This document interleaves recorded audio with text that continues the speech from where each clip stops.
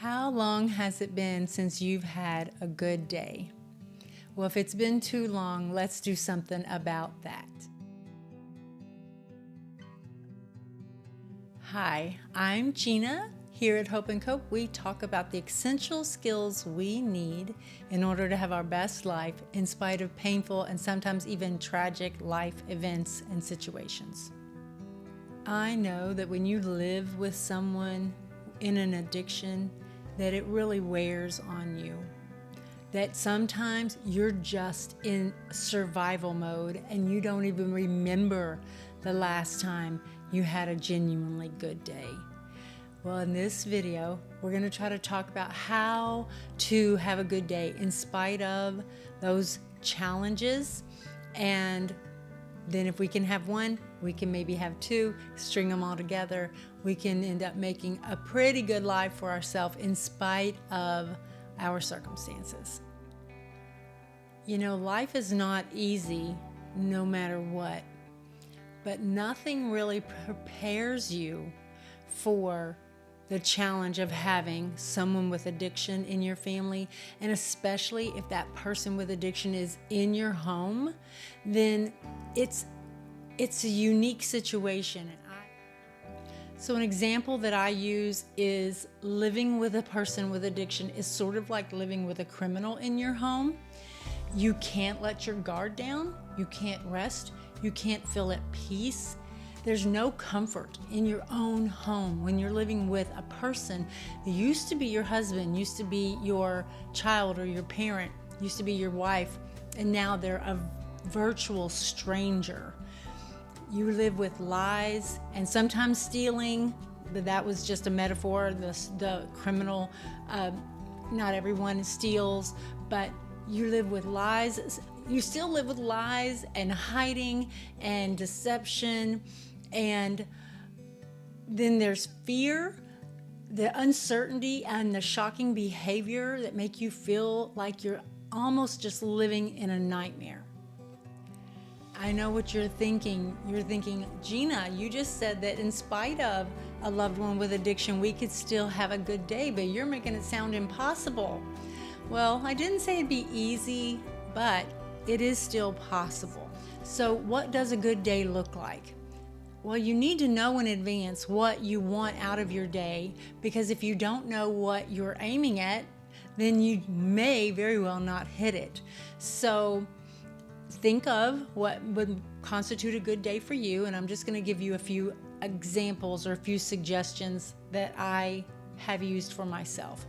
So for sure, because I'm staying really true to my theme that you would hear throughout my videos, and that is to think of your own self-care first. Think of the things that are better for you and that help you to be the best person that you can be. I want to also encourage you to press in to plans with people. Make some plans. So it may take setting some time aside today or tomorrow to make some arrangements to have a good day down the road. Maybe you have to make plans for the weekend or one evening with a friend or something. But I want to encourage you to make plans to be with people that support you, people that are trustworthy, people that do add to the stability in your life. And then if it's appropriate inside these relationships, I want to encourage you to get that physical touch. It's, have that warm hug, maybe sit on the couch together and be close to someone as you're having a cup of coffee or hot cocoa, or just having a nice conversation, but be in close proximity. And just a real sweet story that I have told before, but when Rob was in his addiction and life was so hard, and I would go to church on Sundays or Wednesdays, and there were people there, sisters in my faith, that would come up to me and they would say, Gina, how are you doing? And they would give me this warm hug. I wouldn't even realize that I needed that hug, but the minute that they would just open their arms and give me this hug, I would realize that I desperately needed that hug. And some people in particular, they would just kind of hold me a little long and just give me a good squeeze. And I just remember how comforting that was and how that gave me such warm feelings. And I keep coming back to the word comforted, but just those hugs were comforting, and they helped me and they gave me strength. So do your self-care and plan to be with people, and in those appropriate situations, don't forget to get some healthy affection. So some other suggestions that I have that shouldn't cost you anything is try to laugh and try to sing. So watch a comedy, something that just really gives you a belly laugh, and then put on some great music that you love and you're very familiar with, and just sing to the top of your lungs. Those really help me when I'm just singing and bellowing. It does just really seem to lift my spirits somehow. Another suggestion would be to wear something that you love. Don't save your favorite clothes for a special occasion. Wear them anytime. You deserve to wear them anytime. If it's a special dress, a special blouse, those shoes that you love, just wear them tomorrow. Set them out and wear them to work tomorrow, or wear them when you go to the grocery, or even just around your house. If they make you feel good, wear your favorite clothes. I want to encourage you to get some sunshine. I don't know when you're watching this, if it's going to be appropriate weather, but if you can, go outside and get some sunshine. Take a walk. Maybe even plan an afternoon outside with loved ones, with friends and family, or just by yourself. If you are 5 minutes or less from a park that has a body of water, go ahead and go to the park. Sit on a bench by the water. All of these things can make for a better frame of mind, can make you have a better day. And whenever you get a chance, take the time to watch the sunrise or the sunset, or both. Those are also very good for your spirit, to just watch the sun go up or the sun come down. It does really help me to put life in perspective. The majesty and the bigness of God, it helps me to put my little life in perspective. And then, of course, take time to pray and read your Bible. I love to pray out loud. When you pray out loud, it helps to keep your focus. And I think it helps to make it feel more like an intimate relationship with God. I know there are people that don't pray out loud, but if you're by yourself, try it. Try that, praying out loud, and then pick some of your favorite verses in the Bible that are highly inspirational, and read your Bible and read those verses and focus on those verses for a while and see if that doesn't really help you. So now let's talk about some things that we're not going to do if we're trying to have a good day. And my first suggestion would be, don't call that person. If they're not calling you, certainly don't trouble.